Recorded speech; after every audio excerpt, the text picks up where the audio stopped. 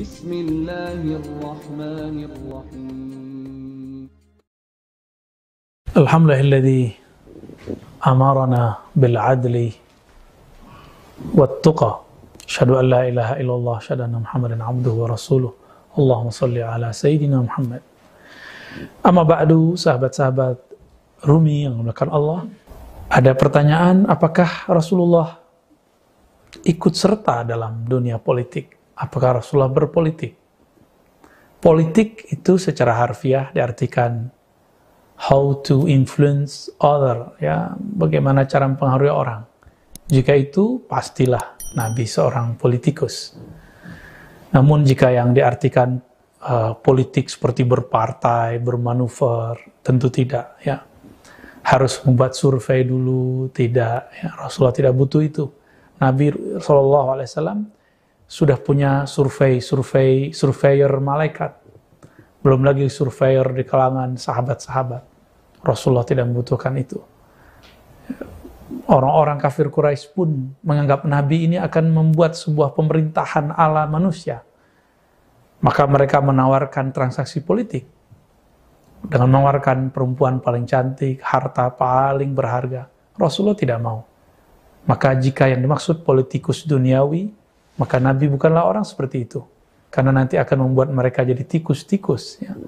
Sahabat-sahabat yang dimuliakan Allah, Rasulullah mempraktekkan politik bertuhan. Yang inilah yang mau diterapkan di negeri ini tadinya. Dengan adanya falsafah yang pertama dari rukun, pertama dari Pancasila, ketuhanan yang Maha Esa. Itulah yang diturunkan pertama kali kepada Rasulullah. Qul huwallahu ahad. Iqra, semuanya adalah tentang nilai-nilai keesaan Allah dalam semua hal. Jadi, apakah Nabi berpolitik? Iya, tapi berpolitik dengan cahaya ahadiyah dan rububiyah Allah Subhanahu wa Ta'ala. Bahkan Nabi mengatakan, jika kamu ada masalah hatta sendalmu terputus, tali sendalmu putus, maka sholatlah 2 rakaat.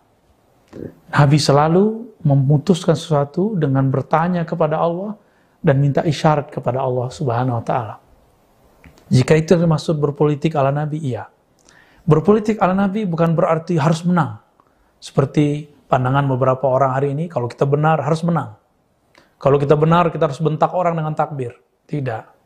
Rasulullah SAW ketika masuk ke Taif, beliau diusir.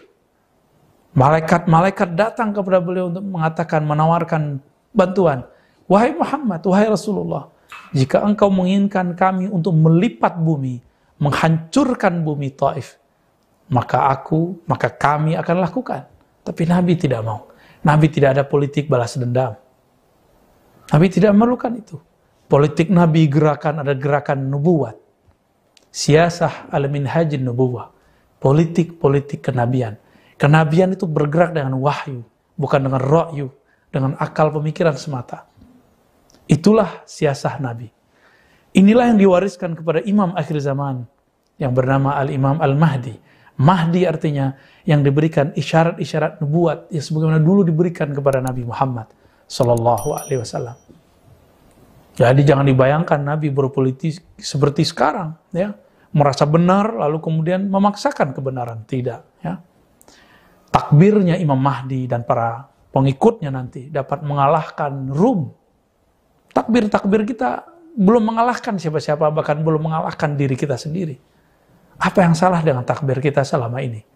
Jangan-jangan lisan kita bertakbir, tapi kolbu kita belum bertakbir. Sahabat-sahabat dimakan Allah, Nabi Muhammad SAW hijrah dari Makkah ke Madinah. Apa artinya? Bagi Nabi Muhammad SAW, untuk membangun sebuah pemerintahan, tidak perlu memberontak. Nabi pindah ke Madinah itu karena permintaan dari sahabat-sahabat di Madinah yang diwakili dengan 70 para wakil-wakil orang-orang Madinah, yaitu Bai'at Aqabah kedua, setelah sebelumnya ada 12. Ini mirip-mirip dengan zaman Sayyidina Musa alaihissalam, yang awalnya pernah ada 12 kaum, diwakili 12 orang. Lalu yang berjalan melintas di yang kita sebut Al-Bahar, ya, Al-Ahmar, Laut Merah, itu juga sekitar 70 orang. Mirip-mirip seperti yang terjadi pada baginda Nabi Muhammad SAW. Beliau pun pindah, itu pun tidak dengan isyarat pribadinya. Beliau kemudian menunggu isyarat dari Allah. Nah, ini perbedaan politik kenabian dengan politik kekinian. Politik kenabian, geraknya gerak wahyu, gerak ilahiyah. Gerak yang mana kekasihnya ini larut dalam kudrah iradah Allah Subhanahu wa ta'ala. Sehingga ridha Allah lah yang dicari, bukan ridha makhluk, bukan ridha penduduk, bukan ridha pengikut. Betapa banyak hari ini politisi, mohon maaf, menjadi budak pengikutnya. Jarang-jarang sekali mereka mempunyai ide sendiri, tapi kebanyakan mengikuti keinginan-keinginan makhluk. Nabi pindah ke Madinah. Setelah kuat, di tahun ke-8, beliau kembali menaklukkan Mekah tanpa perang. Inilah politik ala Nabi. Nabi tidak perlu memberontak. Nabi tidak perlu melakukan penganiayaan. Tidak perlu ada orang yang disakiti. Justru orang-orang yang dulu menyakiti Nabi dihargai oleh Rasulullah. Tapi betapa hari ini terbalik. Mengaku berpolitik, politik Nabi, politik Tuhan, tapi menyakiti ulama yang sudah juga berjuang. Menyakiti orang-orang yang berbeda dengan kita. Bukankah politik kita ini masih betul-betul jauh daripada politik kenabian sallallahu alaihi wasallam?